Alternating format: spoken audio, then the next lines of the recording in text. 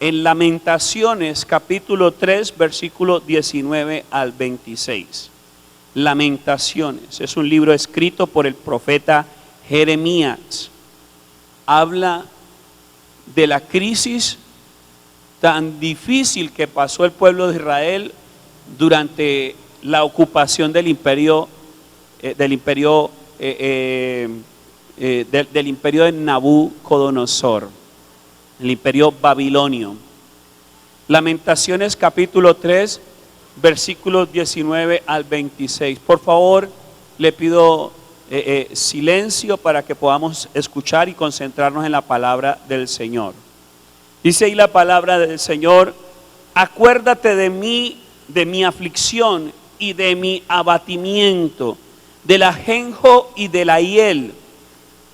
Lo tendré aún en memoria, porque mi alma está abatida dentro de mí. Esto recapacitaré en mi corazón. Por lo tanto, esperaré. Por la misericordia de Jehová no hemos sido consumidos, porque nunca decayeron sus misericordias. Nuevas son cada mañana. Grande es tu fidelidad. Mi porción es Jehová, dijo mi alma. Por tanto, en él esperaré. Bueno es Jehová a los que en él esperan, el alma que le busca. Bueno es esperar en silencio la salvación de Jehová. Bueno es esperar en silencio la salvación de Jehová. No podemos basar la madurez espiritual en dones espirituales. Yo no soy maduro espiritual porque soy profeta o porque soy pastor, no. Yo soy maduro espiritualmente cuando soy procesado y me dejo formar, cuando le permito a Dios que su formación haga en mí su carácter, porque verdaderamente el carácter es el que me ayuda a afirmarme en la fe y me enseña y me da las herramientas. A través del carácter Dios me enseña para que yo pueda estar estable, vivir una vida cristiana firme, aún en medio de las dificultades. Amén. El carácter cristiano me ayuda a entender las debilidades humanas. El carácter cristiano me ayuda a ser firme y fiel en las tempestades o en los momentos de sosiego. Cuando leíamos Lamentaciones, nos dábamos por enterado de una situación difícil en la que estaba pasando el pueblo de Judá. Sí, porque pues el profeta Jeremías era un profeta judío y lo que le había pasado al pueblo judío era la ocupación, la conquista de su ciudad, la conquista de su fe, la conquista de su templo. Y estaban en tormento, estaban en aflicción, estaban pasando momentos tan difíciles que él hace este libro, al cual le pusieron por nombre Lamentaciones. ¿Y cómo así que Lamentaciones? Lamentaciones, ¿por qué? Porque él hace una serie de endechas, ¿sí? O está de luto por lo que le ha acontecido a su ciudad. Todo el libro de Lamentaciones se refiere a eso, lamentaciones, endechas, susurros de tristeza, susurros de dolor. Y uno de esos es este capítulo, el capítulo 3, que acabamos de leer, en donde el profeta le dice: acuérdate de mi aflicción y de mi abatimiento, del ajenjo y la hiel, o sea, de la amargura por la que estoy atravesando, de la aflicción que estoy viviendo. Acuérdate, eran momentos amargos, momentos difíciles. Lo que en algún momento era glorioso había perdido su gloria. Si nosotros lo llamamos en hebreo, se llama Ikabod. La gloria ha sido robada, usurpada, ha perdido la gloria. Y Cabod se llama eso. Israel, el pueblo de Judá había perdido su esplendor. Jerusalén había perdido su esplendor. La capital de la adoración, la capital de la sabiduría, la capital de la bendición y la victoria, había perdido su esplendor. ¿Y todo por causa de qué? Del mismo pueblo de Dios. En este caso, si nosotros nos referimos a gente inocente, pues dentro de esa gente inocente, en medio de todo este juicio divino, estaba el profeta Jeremías. Jeremías, por profetizar la verdad de Dios, fue perseguido, fue atormentado. Jeremías, por profetizar el juicio que venía de parte de Dios, fue lamentablemente tenido en poco y hasta estuvo en peligro de muerte. Fue lanzado a un foso séptico. ¿Sabe qué hay en un foso séptico? En medio de la porquería, en medio de los desechos humanos. Ahí estuvo largo rato nuestro profeta Jeremías. Y entre eso y en medio de esa tortura fue que encontramos ese texto bíblico donde dice: me sedujiste, Señor, me sedujiste. No es una canción, sino que él en pocas palabras le estaba diciendo al Señor: mire, usted me dijo que me enamoró primero, pero después vino esta situación a mi vida. Yo no me esperaba que por amarlo a usted me encontrara en esta circunstancia. A eso se refiere, me sedujiste. Cuando el Señor, Jeremías se queja delante del Señor por la afrenta que estaba recibiendo. Y por eso el título de nuestra enseñanza de hoy es: Dios actúa para nuestro bien. Dios actúa para nuestro bien. Hemos venido hablando una serie de mensajes que hablan de la sabiduría de Dios, de la omnipresencia de Dios, y vamos a hablar hoy de eso que tanto hemos declarado a través de Romanos 8:28. ¿Se acuerda? ¿Qué es lo que dice allí? Y muchos lo recitamos, pero cuando ocurre, nos enfrentamos a Dios, nos sentimos disgustados porque las cosas no están saliendo como nosotros esperábamos. Y entonces perdemos de vista el contenido de ese texto bíblico, que Dios puede usar cualquier circunstancia, cualquier adversidad para nuestro bien. Creo que en uno de los devocionales, creo que el devocional del viernes, lo estaban haciendo el hermano Marcos y la hermana Marta, se hablaba de todas las circunstancias que pasó José, pero todas esas circunstancias que permitió Dios contra José, o sea, el hombre creía que era en contra de José, pero todas esas circunstancias Dios la usó en favor de José. Fue a la cárcel y lo pusieron de administrador de la cárcel. Estuvo de esclavo en la casa de Potifar, lo pusieron de administrador en la casa de Potifar. Salió de la cárcel y lo pusieron de administrador de la casa de Egipto, o sea, gobernador de Egipto. Entonces, ¿qué es lo que hace el Señor en favor de nosotros? Que nosotros muchas veces perdemos de vista y no queremos que eso nos acontezca. ¿Ustedes han escuchado el dicho: a un bravo otro más bravo? ¿Cuántos han escuchado eso?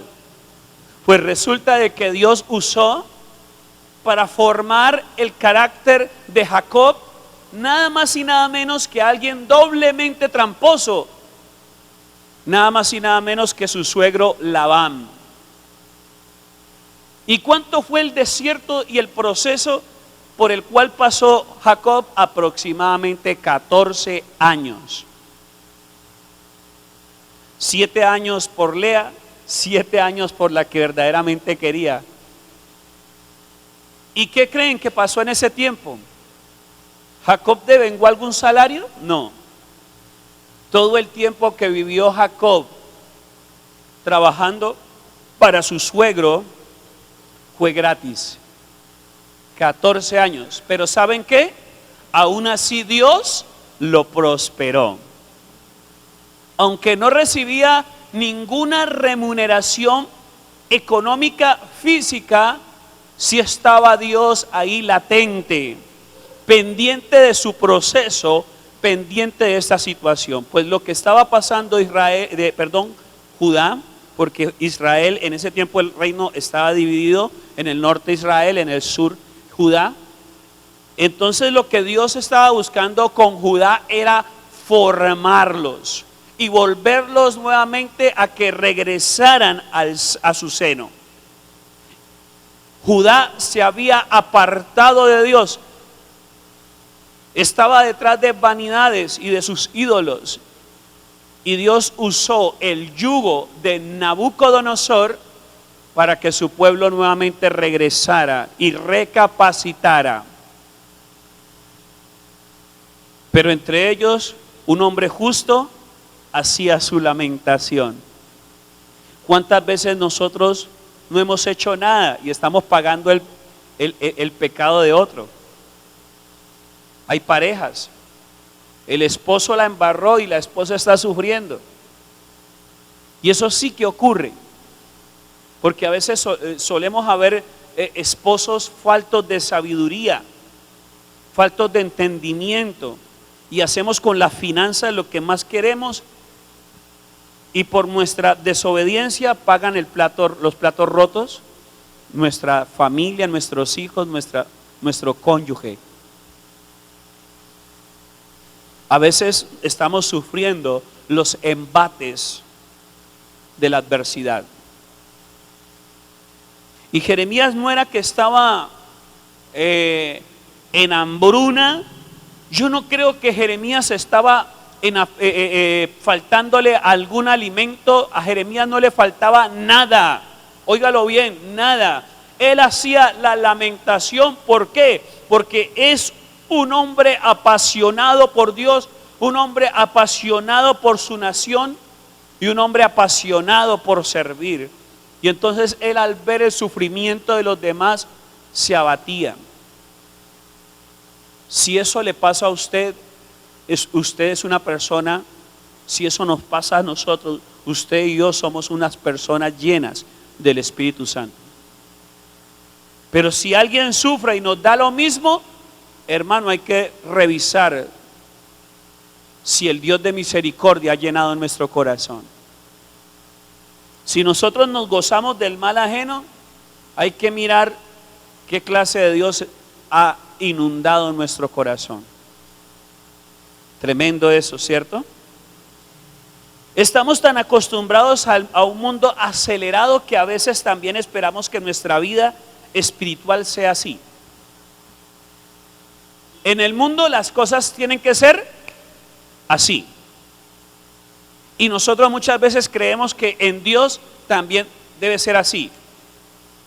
Pero déjeme decirle con todo respeto, amado hermano, y con el respeto que también se merece Dios, Dios no se mueve por el clic que nosotros hagamos, porque Él es un Dios soberano.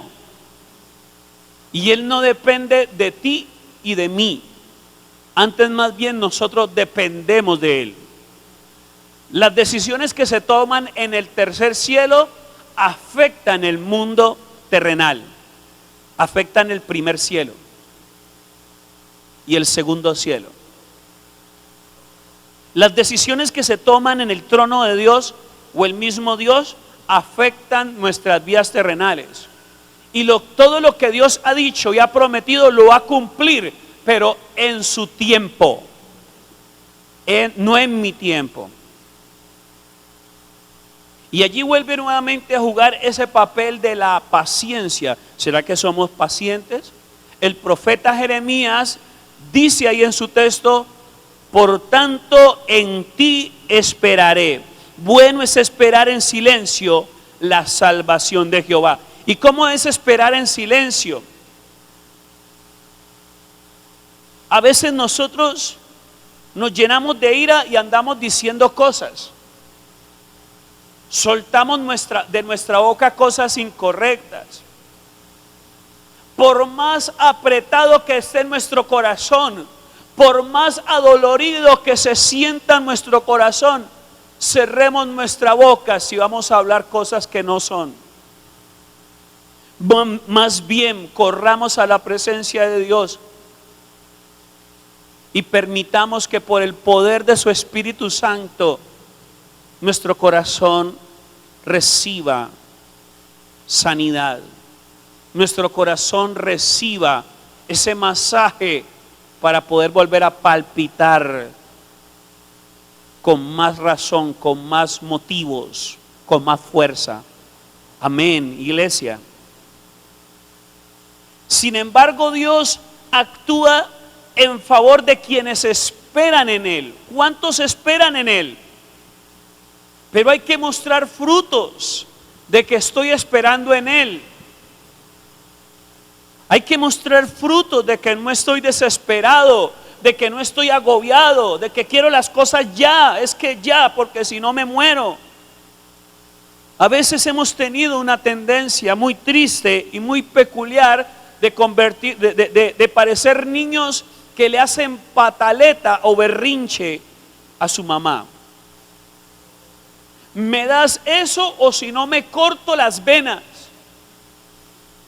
¿Me das eso o si no me mato a cucharazos? Me voy a pegar un tiro con un banano. Salimos a veces con unas bobadas, amados hermanos, delante de Dios. El profeta Jeremías nos está diciendo claramente aquí de que es bueno esperar en silencio. Es bueno mostrarle al Señor confianza. Yo te pregunto algo, mis amados hermanos, les pregunto,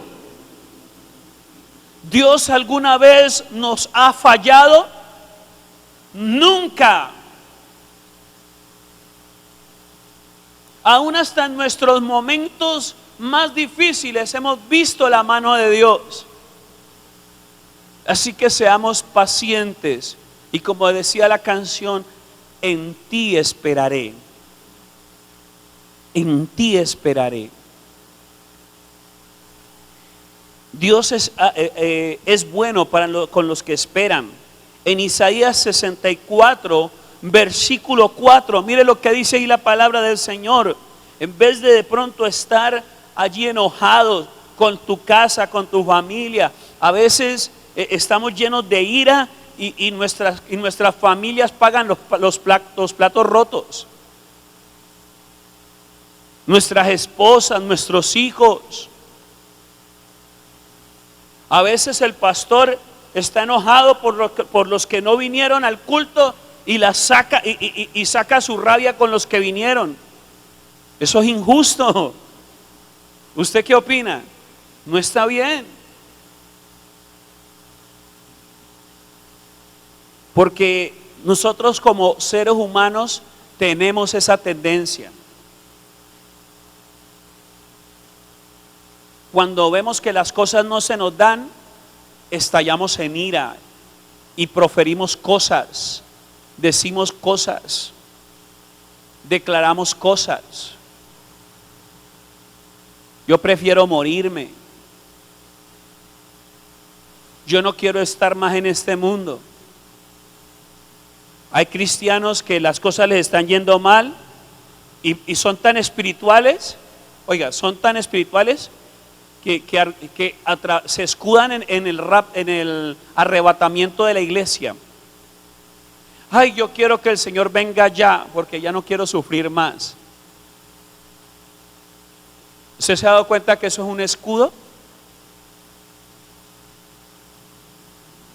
Una cosa es uno desear que el Señor venga por su iglesia, pero otra cosa es por el sufrimiento o por no querer pasar un proceso, uno desear que Cristo se lo lleve. ¿Se ha dado cuenta que eso es desear la muerte? Señor, levántame, tan espirituales. Llévame contigo, oraciones de muerte. Señor, arráncame de la tierra, quiero adorarte en el lugar santísimo. Hay creyentes que son tan espirituales que en medio de su tristeza, estas son sus oraciones. Cuidado con eso, amado hermano. Esperemos en silencio, porque si Dios no ha determinado arrancarnos de la tierra, es porque largo camino nos queda, así como le dijo al profeta Elías. Isaías 64:4. Ni nunca oyeron, ni oídos percibieron, ni ojo ha visto a Dios fuera de ti, que hiciese por el que en él espera. Dios hace cosas maravillosas que ojo no vio, ni oído oyó, ¿sí? Ni cosas que hayan acontecido, ni ninguna otra cosa creada ha podido dar lo que Dios ha provisto, ha dado, y está por proveer y está por dar. Porque entre más fuerte es la tormenta, es porque muy pronto vendrá el sosiego, vendrá la paz y se hará gran bonanza. Aleluya. Vamos entonces a desarrollar estos 3 puntos. En el primer punto dice: Dios puede estar preparándonos para recibir sus bendiciones. Dios puede estar preparándonos para recibir sus bendiciones. Yo creo que Jeremías recibió la retribución de su fidelidad, porque Dios siempre va a acordarse de nuestra fidelidad. ¿Cuántos lo creen? El que es fiel va a ver los resultados. El que siembra con lágrimas va a recoger con gozo, dice la palabra. Es una de las promesas. ¿Cuántos dicen amén? Pero la promesa de la restauración de Israel fue larga, fue mucho más adelante. Primero se cumplió la promesa de la venida del Mesías, ¿cierto? El Mesías vino y anduvo en Jerusalén y padeció en Jerusalén. Entregó su vida por la humanidad en Jerusalén. Después de eso vino la ocupación romana. Fue derribado en el año 70 aproximadamente después de Cristo el templo nuevamente. Y entonces, después de haber sido construido, yo creo que Jeremías, si lo hubiera visto, había estado gozoso. Pero luego después volvió a ser destruido. Y vinieron diferentes imperios después de ese. Vino después el imperio bizantino, vino después el imperio otomano, vino después el imperio del imperio otomano, uno de los últimos imperios que ocupó en la tierra semita, fue el imperio británico o el imperio de Inglaterra. Y aproximadamente Israel duró mucho, pero mucho tiempo sin ser una nación. Esa región de Galilea durante mucho tiempo no fue una nación, hasta ahora. La prosperidad de esa nación es tremenda en la actualidad. Fabricación de tecnología, fabricación de cosas maravillosas, desiertos floreciendo, ciudades emergiendo, una economía emergente que ya está entre las 10 potencias mundiales, nada más y nada menos que Israel. Mucho, pero mucho tiempo después se cumplió esa profecía y ese deseo en el corazón de Jeremías. Pero Dios está preparando cosas maravillosas. ¿Cómo hace para prepararnos para esas cosas maravillosas?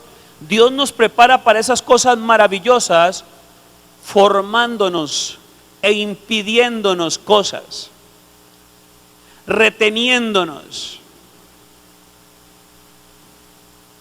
El hijo pródigo aceleró el proceso, ¿se acuerdan? Hay que concatenar todo esto que hemos venido aprendiendo. El hijo pródigo pidió su herencia porque se le estaba ¿qué? Reteniendo, pero aún así él estaba disfrutando del privilegio de estar con el padre, ¿sí o no? Pero le estaban reteniendo su herencia, ¿por qué? Porque el padre es un egoísta. Porque el padre quería era explotarlo, quería tenerlo allí y aprovecharse de su beneficio, del beneficio de su hijo. No, cuando Dios nos tiene allí en stand-by o nos tiene quieticos, es porque nos está preparando para recibir sus bendiciones. El hijo pródigo y todos los que hemos sido partícipes de la disciplina del desierto, de la formación, hemos estado en stand-by o quietos, porque Dios nos ha venido preparando para lo que viene, que es glorioso. Aleluya. No se queje. Allí en Lamentaciones el profeta Jeremías está diciendo: voy a esperar, porque es bueno esperar hablando truanerías, hablando bobadas, en pocas palabras. Eso es lo que significa truanerías o cosas triviales. No, bueno es estar en silencio, esperar en silencio. Necesitamos destrezas, necesitamos madurez, necesitamos visión espiritual para estar listos para el plan de bendición que Dios tiene para nosotros. Durante el tiempo que José estuvo en su proceso, desde los 16 años que fue arrancado del seno de su padre y fue llevado a Egipto, cuando fue puesto por gobernador de Egipto, tenía 33 años. ¿Cuántos años pasaron para que él obtuviese el privilegio de ser gobernador de Egipto? ¿Ah? ¿Cuántos? A ver, los matemáticos. ¿Cuántos años pasaron? Desde los 16 años hasta los 33 que fue gobernador. ¿Cuántos? 17 años. Mi pregunta es: ¿cuántos aquí están dispuestos a aguantarse 17 años de desierto? ¿Por qué no nos aguantamos estos procesos? Porque tenemos la tendencia a que sea: Señor, yo quiero lo mío y lo quiero ya. Y como Dios es Dios, Dios no va a moverse así, de esa manera. Porque el primero quiere equiparnos, darnos destreza y aumentar o proveer nuestra visión espiritual. No se preocupen, porque para preservación de vida Dios me trajo hasta este lugar. Él no estaba lleno de orgullo, él no era un patán, no era un burro con chequera. ¿Se han llegado a escuchar ese dicho? Una persona sin conocimiento de cómo administrar las cosas, un botaratas. No, él ya tenía una formación tan especial que ya sabía para qué lo habían puesto como gobernador de Egipto: para preservación de vida. Usted a un niño no le va a pasar, un ejemplo, a Yael no se le va a pasar un billete de 50,000, le va a decir: mi hijo, tenga para que ahorre, porque él no conoce denominación. Al bebé no se le puede dar eso porque no conoce denominación. ¿Qué es lo que va a hacer? De pronto lo va a botar, lo va a dejar por ahí tirado, y otro más vivo se lo va a quitar. Se lo van a robar, ¿cierto? Dios no te puede dar lo que te va a dar si no has sido formado, no has sido capacitado para retenerlo, porque quizás otro te lo puede quitar. otro puede tomar tu corona. Y el niño no conoce denominación. Vámonos a una edad más grandecita. El niño de 6, 7, 8 años, 7 años no sabe qué es un billete de 50,000. Y porque no sabe qué es un billete de 50,000, lo rompe enojado porque el niño cree de que muchas monedas es mucha plata, ¿cierto? Porque de por sí el niño cree que bastante es mucho. Bastantes moneditas son es mucha plata. Y rompe el billete que es más valioso por quizás un grupo de 300 monedas de 50 pesos. Mi pregunta ¿es necesario que Dios nos ponga nuestro tate quieto o no? ¿Es necesario que Dios nos deje quieticos o no? Sí, es necesario, porque está dándonos destreza, madurez y visión espiritual. Una cosa es el estancamiento espiritual y otra cosa es el crecimiento espiritual. En el crecimiento espiritual, para la gente, a los ojos de los hombres, no estamos creciendo, pero a los ojos de Dios estamos madurando si esperamos en silencio. Estamos esperando en Dios. Segundo punto, nuestro Padre nos enseña, ¿sí? ¿Qué nos enseña el Padre? Nos enseña a confiar en Él. Y el tercero y último, mire, en ocasiones el Señor nos negará alguna bendición para protegernos. ¿Qué Dios va a hacer? Nos va a negar la bendición a veces, porque eso que estamos pidiendo simple y llanamente no nos conviene. Y a veces insistimos, Señor, dame un carro, y a veces hasta le ponemos buenas intenciones.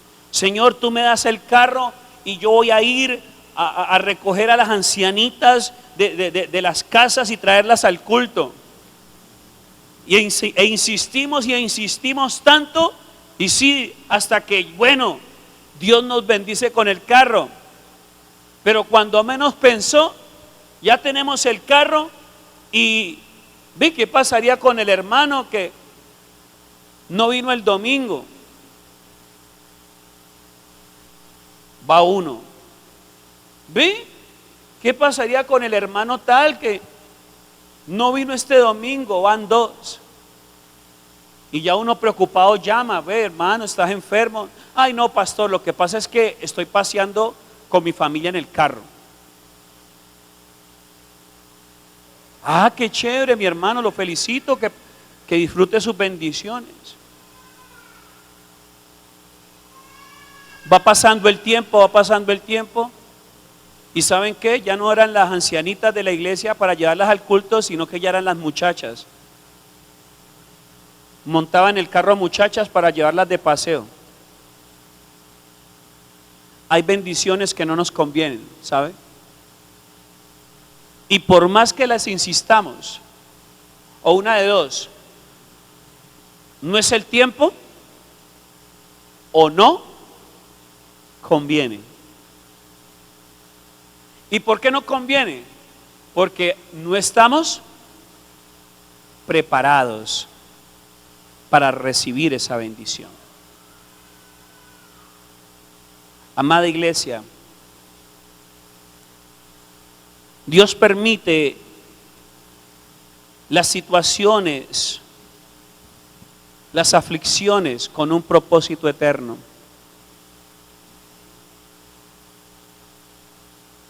Todo esto nos ayuda a nosotros a entender el actuar de Dios, porque a veces no entendemos por qué Dios se mueve de la manera en que se mueve.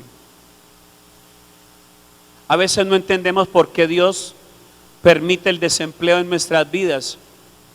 Y a veces nosotros decimos, Señor, pero si yo diezmo, ¿por qué me quedé sin empleo? a veces no entendemos. Pero cuando tú y yo vamos al propósito del por qué Dios permite esas cosas y sabemos para qué Dios permite lo que está permitiendo, nosotros vamos a cambiar de parecer, vamos a ver las cosas de una manera diferente y vamos a aprender a valorar el silencio de Dios. Vamos a aprender a valorar la quietud de Dios, que parece que Dios está quieto, pero no está quieto. Nosotros creemos que Dios no está haciendo nada, pero el cielo está obrando a nuestro favor. Porque cuando se venga todo aquello que está represado en el cielo para ti, vas a tener que llamar más barcas y pedir más redes para poder recoger las bendiciones que van a desatarse desde el cielo sobre tu vida. No es el tiempo tuyo, recuérdalo, amado, amada. Es el tiempo de Dios, y el tiempo de Dios es más que suficiente para nosotros. No se desespere y tomemos la actitud de Jeremías. Tomemos la actitud de este profeta y digámosle: yo voy a hacer memoria de que tú te acuerdas de mi aflicción y de mi abatimiento. La palabra de Dios dice en uno de los salmos que Dios nunca se olvidará del afligido, del necesitado.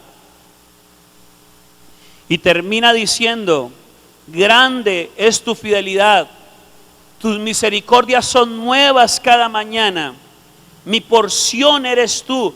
¡Qué bueno! Mire, ¿sabe qué pasa cuando un ministro le dice a Dios: mi porción eres tú? Cuando un ministro le dice a Dios: mi porción eres tú, usted no lo ve mendigando bendición. Pobrecito aquel ministro, pastor, profeta que mantiene mendigando bendición. Se ha olvidado de esta parte que dijo el profeta Jeremías. Jeremías está diciendo claramente: mi porción es Jehová.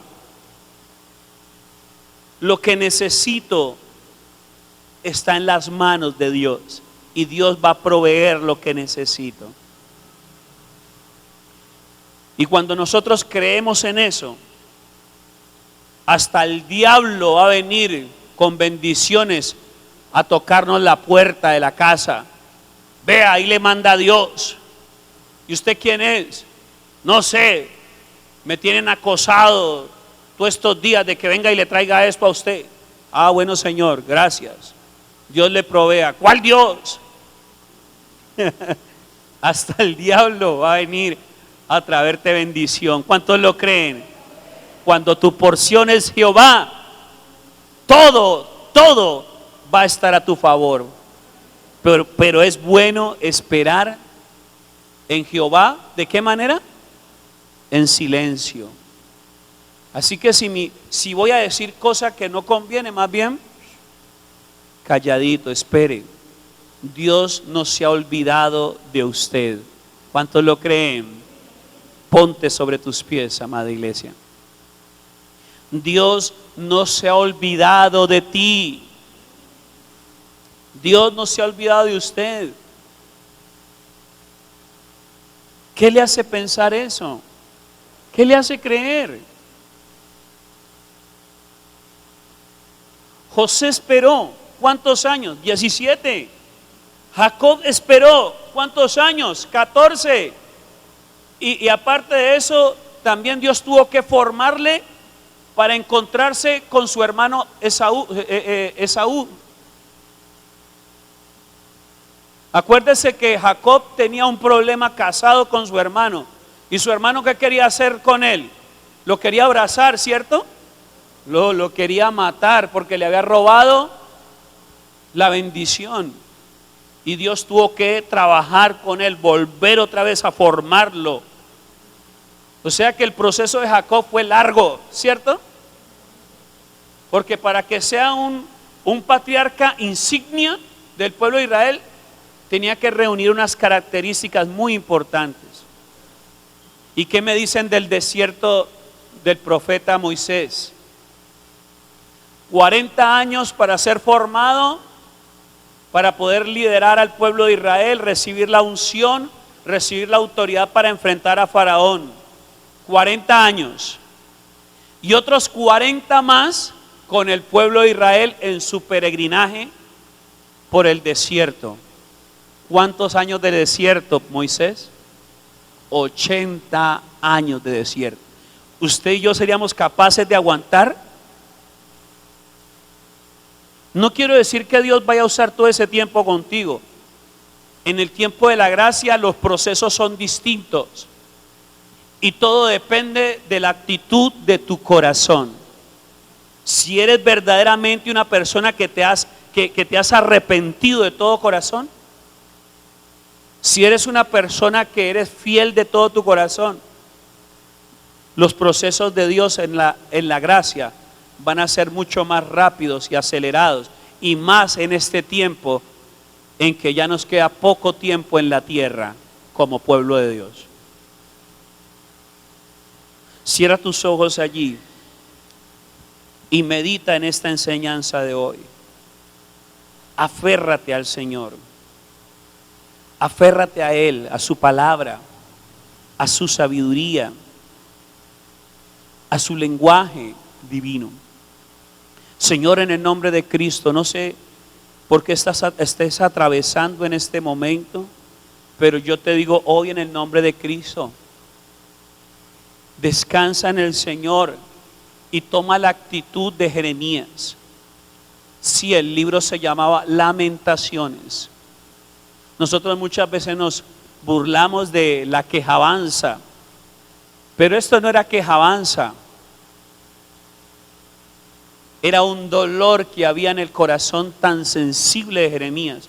Jeremías tenía casi el mismo carácter del rey David, era de un carácter melancólico. Y entonces, con razón él se afligía. Usted ve otros profetas y los demás profetas no son como Jeremías. Isaías era un poco mucho más fuerte y por eso profetizaba en la manera que profetizaba. Pero Jeremías era un poco más tierno, más sutil, más sensible.